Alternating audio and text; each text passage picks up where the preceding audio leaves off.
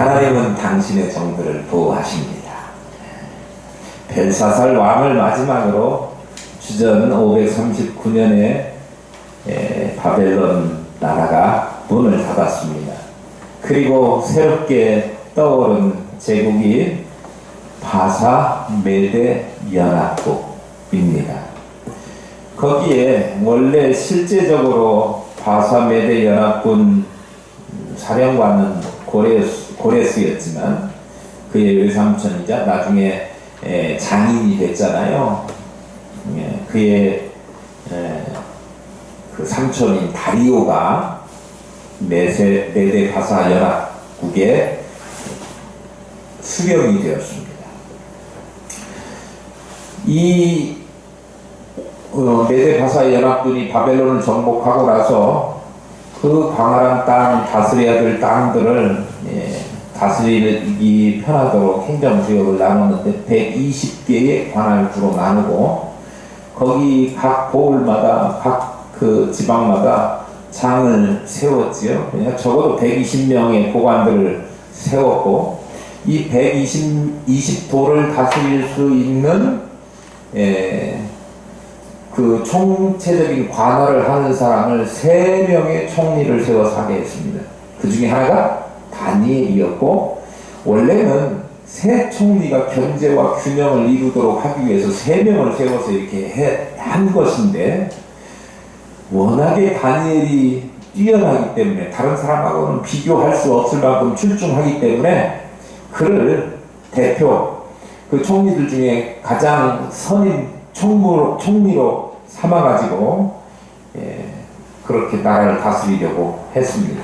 그런데 이 다리오의 그러한 계획은 반대에 부딪히게 됩니다. 원래 3명이 견제와 균형 아니냐, 왜 하나만 특혜하냐. 더군다나 다니엘은 우리처럼 이 메데바사 왕국이 바벨론을 정복하고 또 다른 나라들을 다 이렇게 정복하게 하는 데 있어서, 다시 말하면 메데바사 왕국 실권은 페르시아가 쥐고 있잖아요. 이 페르시아가 이렇게 성장하고 세계를 제패해 나갈 수 있도록 주적인 역할을 한 사람들은 바로 우리들 아니냐라고 말을 하면서 자기들의 다니엘에 대한 시기 때문에 다니엘을 어떻게든지 그 수석 총리 혹은 아예 그냥 총리에서 끌어내리고 싶은 그런 생각이 들었습니다. 누군가가 잘하면 밑에 있는 사람들이 시기하고 질투하고 그냥 꼴을 못 보죠. 눈의 가시처럼, 눈의 가시라고 이야기하는데요. 다니엘이 그들에게는 그렇게 되었어요. 그러니까 다니엘이 무슨 잘못이 있는가 털어서 먼지 안 나는 거 없다 그래가지고 탈탈 털었습니다. 세무조사도 하고 그 다음에 뭐 가서 막 빼서 이렇게 털어보고 압수수색도 해보고 막 수십 번 해봤지만 국사에 관하여 아무런 흠을 잡을 수 없었다 성경이 기록하고 있습니다. 오히려 조사하면 조사할수록 먼지는 안 나오고 다니엘이 정말 빈틈없이 국사를 잘 치르고 일을 해왔다는 증거들만 속속들이 드러날 뿐이었어요. 그렇게 잘했으면 이제는 봐줘야 되나? 반대자들은 생각이 달라지지 않아요. 어떻게든지 계속해서 죽일 방법을 찾아내야 했어요. 그래서 이제는 어떤 방법을 동원하냐 그러면 다니엘이 가장 신경 쓰는 부분에서 뭔가 흠을 잡고 싶은 거예요. 다니엘이 가장 원칙 중에 하나가 뭐였느냐 그러면 하나님 숨기는 거였거든요. 하나님에 대한 신실한 변치 않는 믿음, 끌려올 때나 끌려와서나 언제라도 동일하게 하나님을 섬기는 그의 믿음은 심지가 굳었고 흔들리지 않는 한결같은 믿음이었습니다. 저와 여러분이 어떤 환경이나 세상의 변화무쌍한 그런 변화 속에서도 굽히지 않고 변하지 않는 그런 믿음 가지시기를 축복합니다. 그 다니엘 꼴 보기가 싫으니까 다니엘을 죽일 방안을 생각했는데 기특한 생각을 해냈지요. 그게 뭐냐 그러면 다리오가 지금 일시적으로 한시적으로 메데 바사 연합국의 수장 노릇을 하고 있지만, 왕 노릇을 하고 있지만, 누가 돌아오면 다리오가 돌아오면 다리오란다. 고레스가 돌아오면 다리오가 자기 조카에게 그 자리를 내줘야 되는 입장이기도 하고, 그러니 왕이라고 불리워지기는 하지만 왕으로서 실제적인 권한이나 권력이나 이런 힘은 없는 상태예요. 그런데 주변에 있는 신하들이 왕권을 강화해야 됩니다. 30일 동안만 왕에게만 기도하고 왕만 섬기고 다른 데에는 아무 절도 섬기는 것도 기도도 이런 거 못하게 딱 금지시키면 마음은 한꺼번에 백성들의 마음은 다리오 왕 당신에게 다 쏠릴 겁니다. 한번 해보십시다 이렇게 하는 거예요. 그러니까 내 왕권이 그렇게 된다고? 혹하죠. 그래서 자기의 왕권이 강화될 줄로 알고 거기에 그냥 아주 생각도 별로 안 하고 사람이 자기한테 도움이 된다고 막 빨리 뭔가 자기한테 이렇게 하고 싶잖아요. 도장을 금방 사인을 다 해줬어요.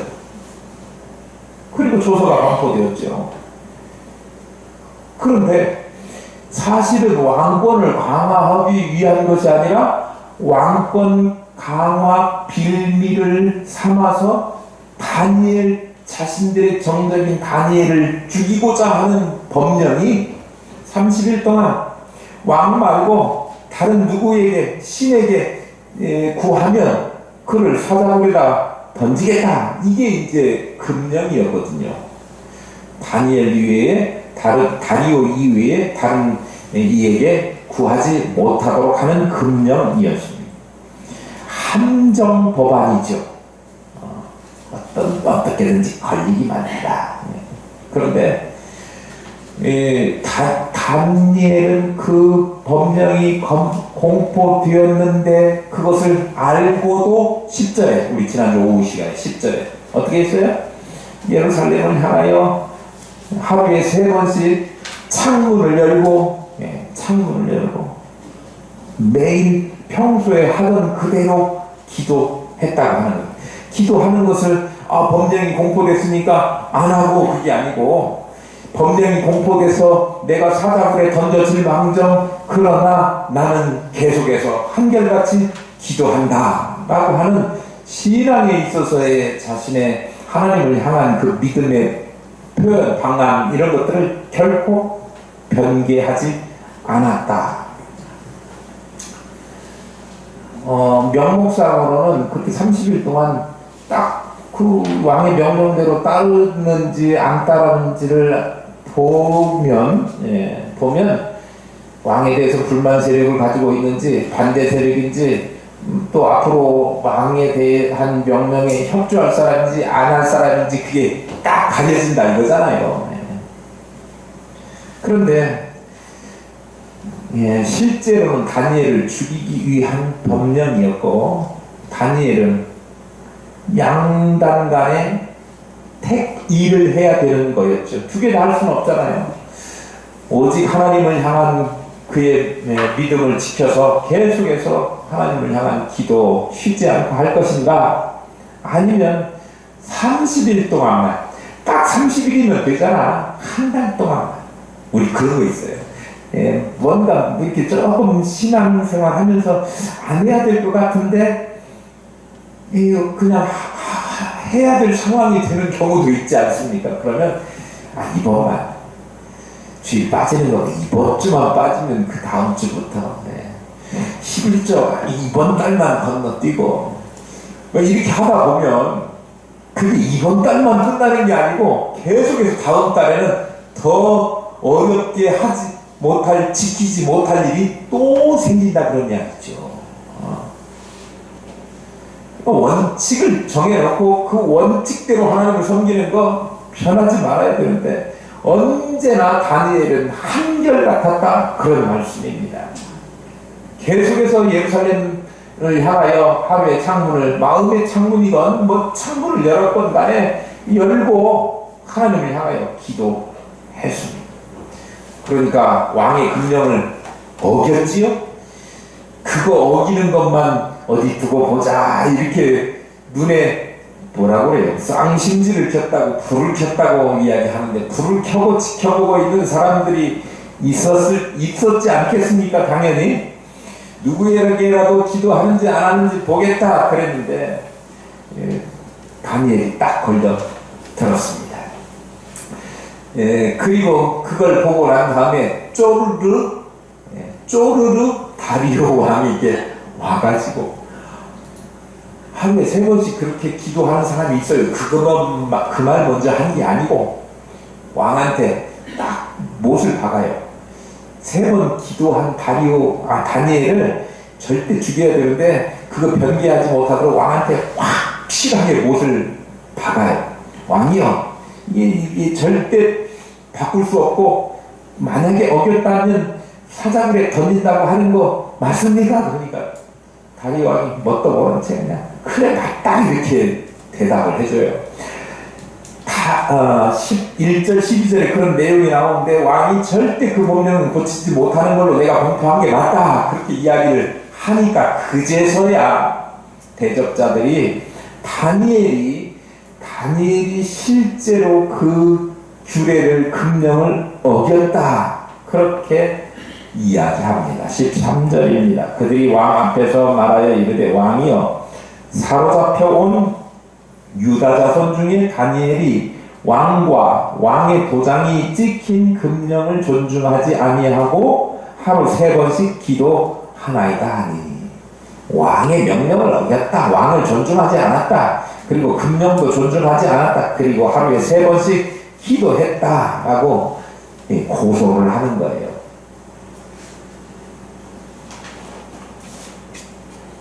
다니엘을 메데 바사 연합국의 지금 총리로 다리오에서 기용이 된 사람인데, 뭐라고 부르냐 그러면 뭐라고 불러요? 사로잡혀온 유다 자손이라고 부르고 있네요.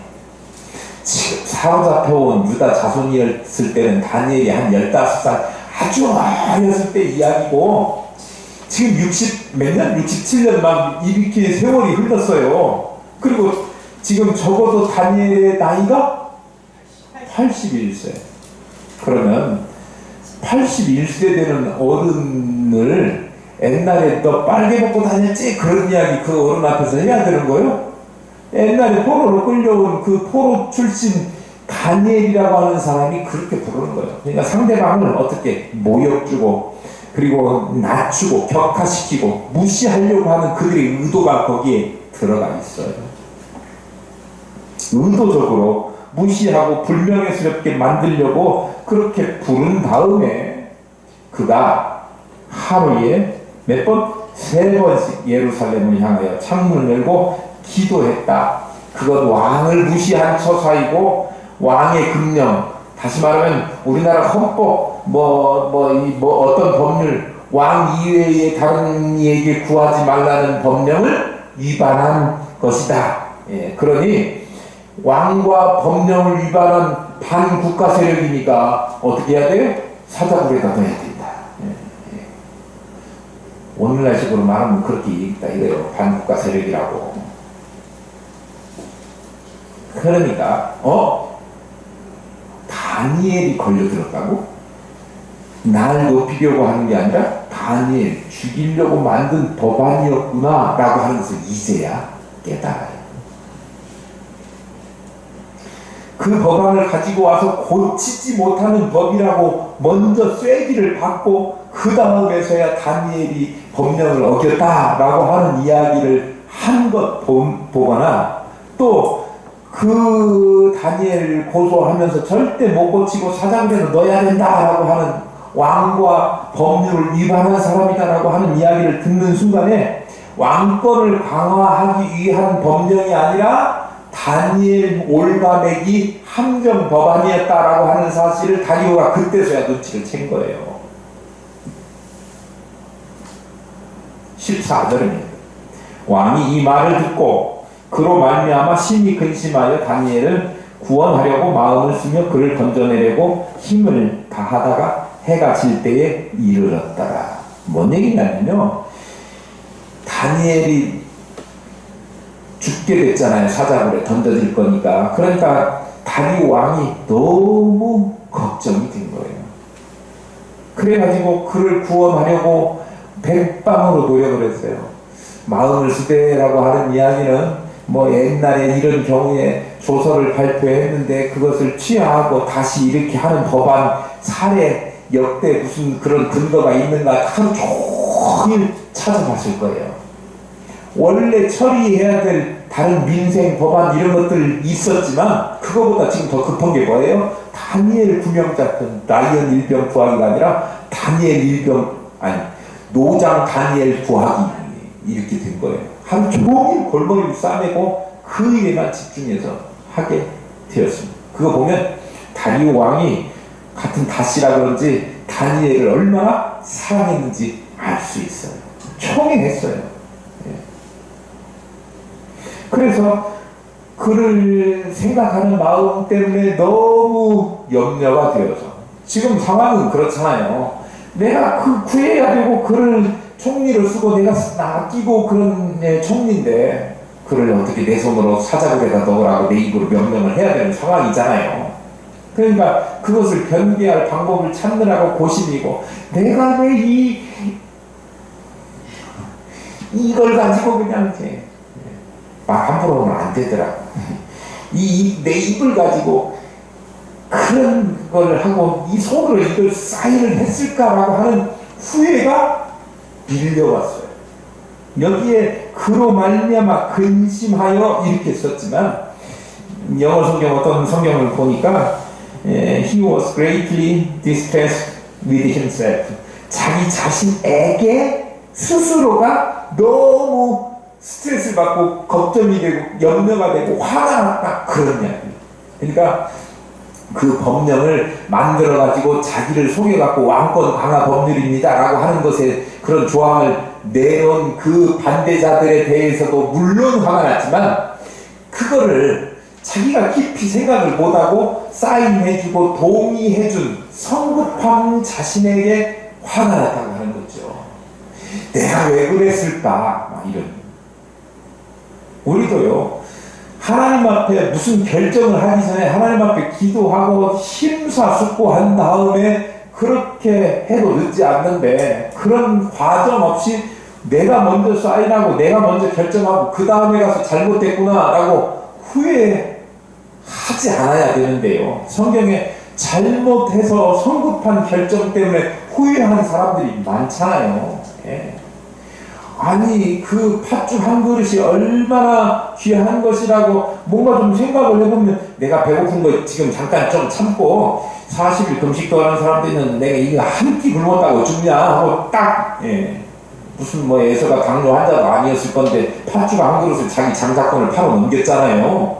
좀 생각을 하고 내가 그거 아무리 배고파도 좀 참고 잘 해야지 이렇게 해야 되는데 성급한 결정 때문에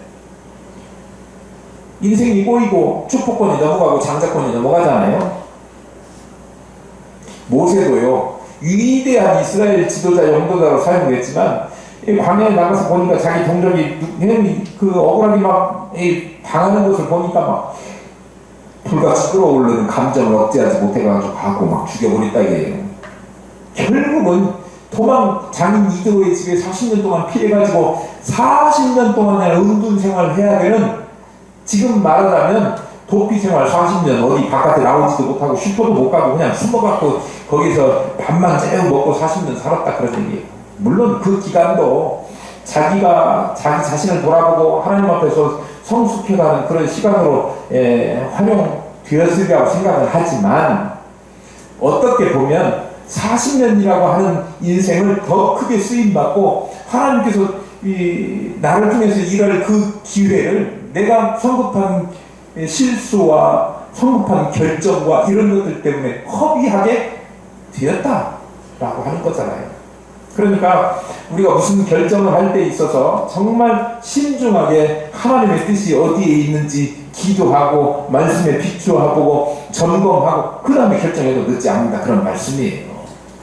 왕은 자신이 그렇게 성급한 결정 때문에 돌이킬 수 없는 자기 자신을 어떻게 하지도 못하는 스스로가 만들어 놓은 그 올가미에 자기 자신이 걸려들게 된 거죠. 절대 고칠 수 없는 법령인데 왜 고치고 싶은 마음이 드느냐 하면 내가 너무도 사랑하는 이가 그 법 때문에 어려움을 겪게 되고 내가 그의 재능과 그의 성실함과 그의 정직함과 그의 능력을 활용해서 이 나라 메데바서 왕국을 잘 다스려야 되는데 그렇게 못하게 된, 그래서 그를 몰아내고 자기들 그보다 능력이 부족하고 자기 출세만 원하는 사람들을 들여서 써야 되는 인재 고갈 상태가 올게 될 것이니 얼마나 다리오가 고민과 걱정이 많았겠습니까? 그리고 어떻게 합니까? 왕이 한입 갖고 두 말 못하는 거죠. 그래라 15절 16절입니다. 그 무리들이 또 모여 왕에게로 나와서 왕께 말하되 왕이여 메대와 바사의 규례를 아시거니와 왕께서 세우신 금령과 법도는 고치지 못할 것입니다 하니 또 못을 박아요. 16절 이에 왕이 명령하매 다니엘을 끌어다가 사자굴에 던져 넣는지라. 왕이 다니엘에게 이르되 내가 항상 섬기는 너의 하나님이 너를 구원하시리라 하니라. 더 이상 아무것도 할 수 없다고 내줄 수밖에 없다고 포기한 다리오가 그래 사자굴에 던지는 게 법이면 그렇게 해야지, 그렇게 하라. 그렇게 하니까 그 명령 떨어지기가 무섭게 사자굴에다 던져 넣고 그 입구를 돌로 막아버리고 도장 갖다가 꽝꽝 왕 자기 도장 귀족들 도장 해갖고 딱 누가 열었는가 안 열었는가 확인하는 그 봉인을 하게 되는 거예요. 그런데 어쨌든 그렇게 하면서 던진 다음에 다리오 왕이 다니엘 사자굴에 던져진 다니엘을 향해서 한 말이 뭐냐면요, 그 말이 뭐라고 했어요? 내가 항상 섬기는 너의 하나님이 너를 구원하시리라. 다리오가 한 말은요, 너 굴에다 던져놓고 야, 하나님 너 구해줄 거야, 약 올리는 말이 아니에요. 다리오는 사실 다니엘이 그때 직접 겪은 일은 아니지만 다니엘과 생명을 같이 나누는 신앙의 동지였던 그의 세 친구 사드락 메삭 아벤노고가 어디에 던져졌어요? 용광로 풀무불에 평소보다 7배나 더 세게 그 용광로에 던져졌을 때 머리털 하나 그 냄새조차 나지 않고 구원할 수 있도록 하나님이 그들을 보호하시고 구원하신 사실에 대해서 익히 알았을 겁니다. 그러니까 다니엘도 비록 사자굴에 어쩔 수 없이 던져 넣는 상황이 됐지만 하나님께서 내 하나님이 너를 구원하실 것이다 라고 하는 그 이야기를 하는데 그의 표현이 항상 내가 항상 섬기는 너의 하나님이라고 이야기한 거예요. 그러니까 이 표현을 보면 다니엘이 하나님을 어떤 때는 섬기고 어떤 때는 못 믿고 어떤 때는 안 섬기고 그랬던 것이 아니라 늘 항상 변함없이 자신의 삶을 통해서 그렇게 하나님을 섬겨 왔었던 사람이었다라고 하는 81세 적어도 그 나이가 될 때까지 한 번도 변개함이 없이 신앙을 견고하게 지켰다. 상황이 얼마나 달라졌습니까? 지금 과도기 정부도 했고 옛날에 늙관내 살 때도 그랬고 파란만장한 인생의 우여곡절과 연륜을 보내면서 상황이 여러 차례 바뀌었음에도 불구하고 하나님을 섬기는 그의 믿음이 절대로 바뀌지 않고 동일했다. 흐트러지지 않았다. 만약에 조금이라도 흐트러지거나 신앙에서 이탈했다고 하면 다리오 왕이 이렇게 표현하지 못했을 겁니다. 다리오 왕이 믿는 사람입니까? 안 믿는 사람입니까? 안 믿는 사람. 이게 중요해요. 우리가 믿는 사람들끼리는 신앙을 잘 지키는 것처럼 그렇게 할 수 있습니다. 그런데 믿지 않는 사람들 세계에 가서 이 다리오 왕, 믿지 않는 다리오 왕이 유일하신 하나님을 섬기는 사람이 아니었던 그 사람이 다니엘을 뭐라고 인정했냐? 그러면 항상 변함없이 동일하게 하나님을 섬기는 사람. 그렇게 인정을 받았다는 거예요. 우리가요, 교회 안에서 저분은 참 훌륭한 믿음을 가지고 있다고 인정받는 것도 중요하지만 세상에 나가서도 저 사람은 하나님 잘 섬기는 사람이다라고 하는 인정을 받는 저와 여러분 되어야 될 줄로 믿습니다. 제가 수요일날 한번 이야기한 적이 있어요. 이번에 청문회, 저는 여도 아니고 야도 아닌데요. 청문회 하면서 어느 교회 장로님이 국가인권위원회 위원장으로 지금 인사위원회 청문회를 나왔는데 그 자리에서 자신의 신앙에 대해서 결코 숙이거나 굽히지 않고 하나님이 천지를 창조하신 사실 창조론, 그것이 교과서에서 배제돼서는 안 된다라고 하는 주장을 했고요.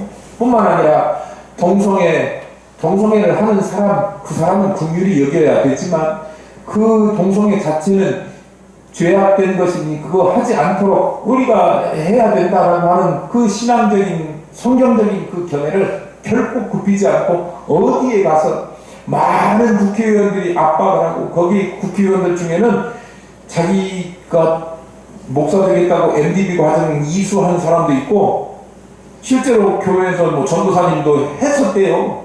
그런 사람도 있고, 천주교 신자도 성경 보잖아요. 예, 천주교 신자도 성경 보는데 하나님이 태초에 천지를 창조하셨다고 하는 창조를 캐톨릭에서도 믿어요. 캐톨릭 신자인 사람도 그렇고, 그런 국회의원도 그렇고, 또 국회의원 중에는 천모시기 씨가 이런 말 안 할게요. 목사님 아들이래요. 근데 뭐 목사님 아들이라고 해서 특별하지는 않지만 그래도 적어도 성경에 대해서 들었을 것이고 교육을 받았을 것이고 자기도 기독교라고 신앙을 이야기하니까요. 그런데도 불구하고 자기가 정치 입장에 가면 그런 얘기하면 안 되는 자리인가요? 그래서 말을 바꾸나요? 그분을 추천하거나 뭐 지지한 정당에 대해서 난 동의하지는 않아요.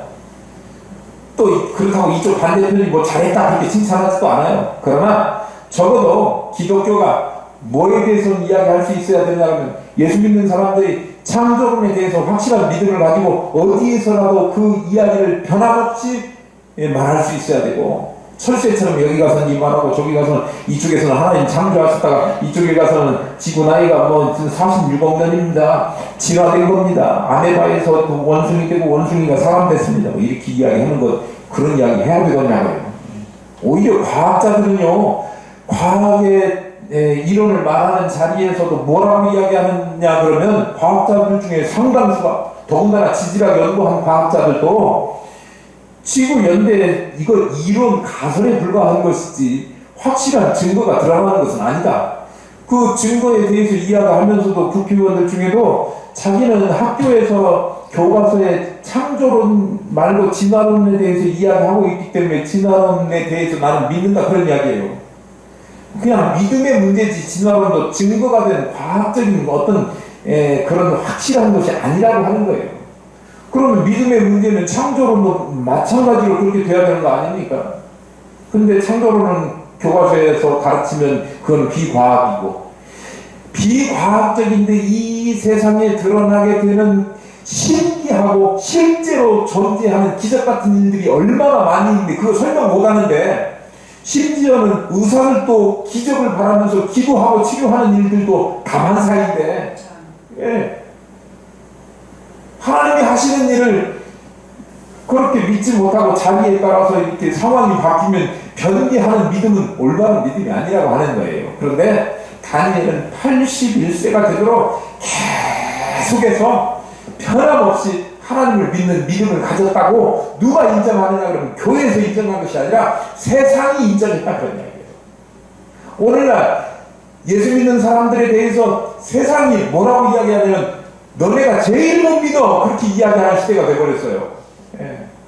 그런데 우리들은 왜 세상에 다른 이 대전에도 얼마나 많은 교회들이 있습니까? 한국에도 얼마나 많은 교회가 있습니까? 그런데 다른 교회는 다 어쩔지 몰라도 우리만큼은, 우리 이 자리에 몸담은 우리 하늘기쁨교회 성도들만큼은 하나님을 위하여, 하나님의 영광을 위하여, 하나님의 기쁨 되기 위하여 세상과 좀 다르게, 다른 교회 성도들과는 다르게 이 교회에서뿐만 아니라 세상에서도 인정받고 칭찬을 받는 그런 교회가 되어야 된다라고 하나님께서 이곳에 세우신 줄 믿습니다.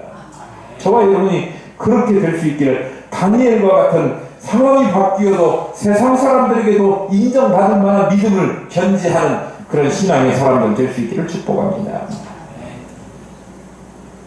다니엘은 자신의 삶을 통해서 살아계신 하나님을 증거한 거예요. 변함없이 어떤 상황과 형편에서도 확고한 하나님 신앙에서 물러섬이 없었던 다니엘.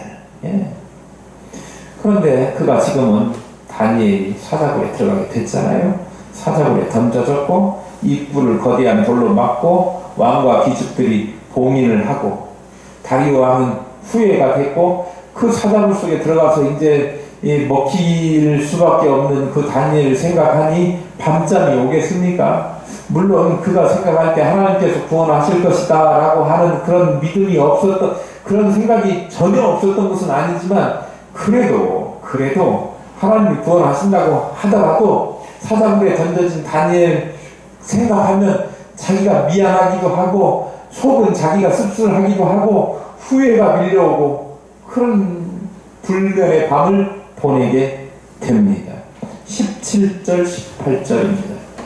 이에 돌을 굴려다가 굴 어기를 막음해 왕이 그의 도장과 귀족들의 도장으로 봉하였으니 이는 다니엘에 대한 조치를 고치지 못하게 하려 함이었다.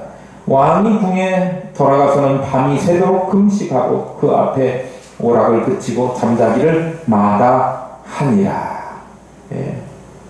지금 뭐 구치소에 들어간 것도 아니고 사자굴에 들어갔단 말이에요. 그러니 왕이라고 하더라도 자기의 친애하는 신하가 그 안에 들어가 있으니 잠이 올리 만부하죠. 그래서 밤새 잠도 못 자고 먹을 것이 입에 들어가겠습니까? 금식하고 오락을 그 앞에서 못하게 금했다 그랬는데, 이 오락이라고 표현됐지만 왕이 뭐 컴퓨터 게임, 핸드폰 게임 한 게 아니고요. 그 당시에 왕의 유흥을 또는 왕의 심리적인 안정을 취하기 위해서 악사들이 연주하는 악기들을 칭해서 오락이라고 성경이 기록하고 있는데, 그런 왕 앞에서의 실내악 연주 이런 것을 못하게 했다 그런 얘기예요. 그러니까 왕이 누릴 수 있는 자신의 권리들을 하나도 누리지 않고 그에 대한 염려와 근심으로 날밤을 세웠는데, 그 다음날 새벽에 급히 날이 새기도 전에 갔을 것 같아요. 사자굴에 황급히 다니엘을 보러 갑니다. 사람의 진심은 행동으로 나타나는 것 같아요. 그가 얼마나 다니엘을 사랑했는지를 새벽에 그냥 동이 트기도 전에 막 일찍 가서 그의 생사를 확인하려고 간 거 보면 다니엘을 얼마나 총애했는지 알 수 있죠. 아마 수십 년 전에 느부갓네살 시절에 다니엘이 친구들이 용광로에서 구출받은 것처럼 다니엘도 그렇게 되기를 원하는 그런 신락 같은 희망을 가지고 굴 앞으로 달려가서 굴에다 대고 뭐라고 이야기를 했느냐? 그러면 하나님의 종 19절부터 한번 볼까요? 20절까지?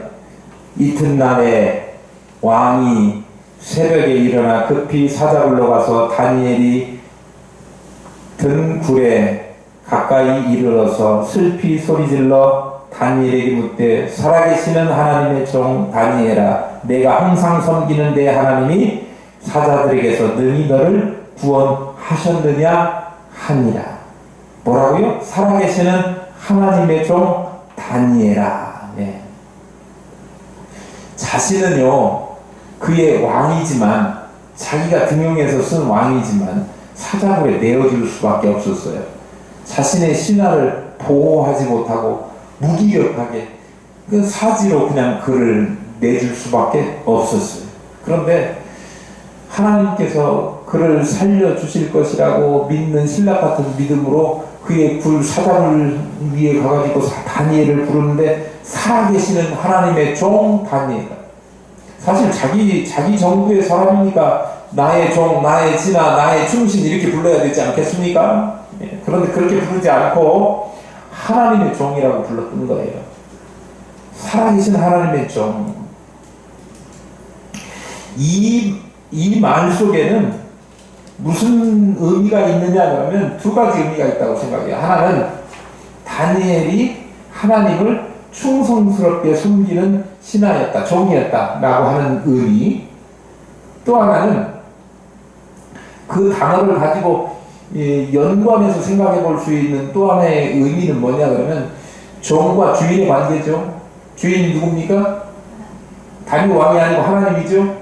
그러면 하나님은 주종 관계일 때 신하는 주인에게 복종할 의무가 있고 주인은 신하나 종을 어떻게 보호해야 될 의무가 있는 쌍방관계인 거예요. 그래서 주인과 종인 거예요.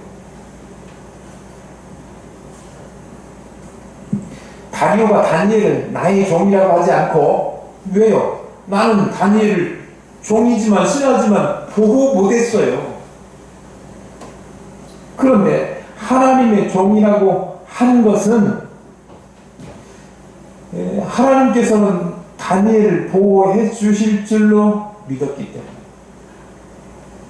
그러니까 세상에는 왕이 있고 우리가 섬겨야 될 대상도 있고 복종해야 될 대상들도 있지만 진짜 왕은, 진짜 섬겨야 될 주인은 다리오 왕도 대통령도 누구도 아니고